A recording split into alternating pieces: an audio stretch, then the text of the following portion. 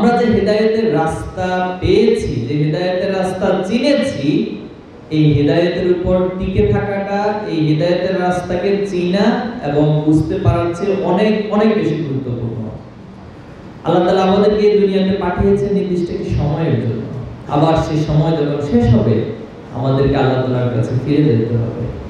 এজন্য যে সিরাতুল মুস্তাকিমের পথ আমরা পেয়েছি, এই সিরাতুল মুস্তাকিমের পথে টিকে থাকা, এটার আলটিমেট গোল পর্যন্ত নিজেকে পৌঁছানো, এটা হচ্ছে আমাদের জন্য সবচেয়ে বেশি গুরুত্বপূর্ণ।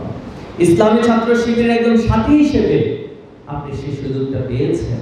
আপনি কাল কিয়ামতের দিন আল্লাহর কাছে এই কথা বলার সুযোগ নেই যে আল্লাহ, আমি তো তোমার দ্বীন, তোমার হেদায়েতকে কোনোদিন বুঝি নাই, তোমার হেদায়েতকে তো কোনোদিন পাই নাই। অন্তত ইসলামী ছাত্র শিবিরের কোনো একজন সাথী ভাই কাল কিয়ামতের দিন আল্লাহর সামনে দাঁড়িয়ে এই কথা বলার কোনো সুযোগ থাকবে না। প্রিয় সাথী ভাইরা, এজন্য আমাদের করণীয় কি? করণীয় হচ্ছে ইস্তেকামত থাকা।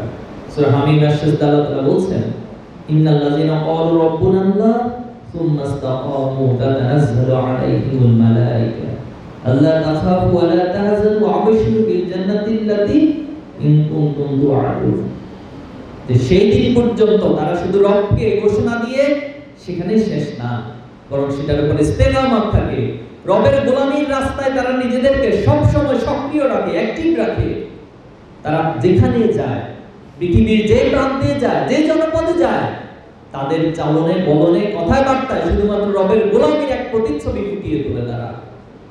এবং সেই ইস্তেকামতটা তারা ততদিন রাখবে যতদিন ফেরেশতা তাদের সামনে এসে এই কথা বলবে না যে আজকে তোমার কোনো ভয় নাই, তোমার কোনো হতাশা নাই, শঙ্কা নাই, তুমি যে হেদায়েতের রাস্তার উপর, যে সিরাতুল মুস্তাকিমের উপর, যে গোলামীর উপর এত পথ চলা, আজকে তোমার সেই সার্থকতার দিন এসেছে। তোমাকে তোমার রব যে জান্নাতের ওয়াদা দিয়েছে, আজকে আসো, সেইখানে তোমাকে সুস্বাগত। প্রিয় ভাইরা, ইসলামী ছাত্র শিবিরের প্রতিটি সাথী ভাইয়ের যে চূড়ান্ত লক্ষ্য এবং উদ্দেশ্যের দিকে সবসময় দৃষ্টি নিবদ্ধ থাকতে হবে ইনশাআল্লাহ। সম্প্রতি যে আন্দোলন হয়েছে, মৌলভীবাজারবাসী কি আন্দোলনে অংশ নিয়েছে? ভালোভাবে নিছে না পিছনে পিছনে ছিল? মৌলভীবাজারবাসী তো আবার ফেসবুকে ভালো অ্যাক্টিভ, এবং এই আন্দোলনে ফেসবুকের বড় ভূমিকা। বলতে পারেন যে ফেসবুকে কিন্তু ঝড় তুলছি। এমনি শুধু ফেসবুকে ঝড় তুলছেন না, মাঠেও ঝড় তুলছেন? সব জায়গায় ঝড় তুলছেন মাশাআল্লাহ।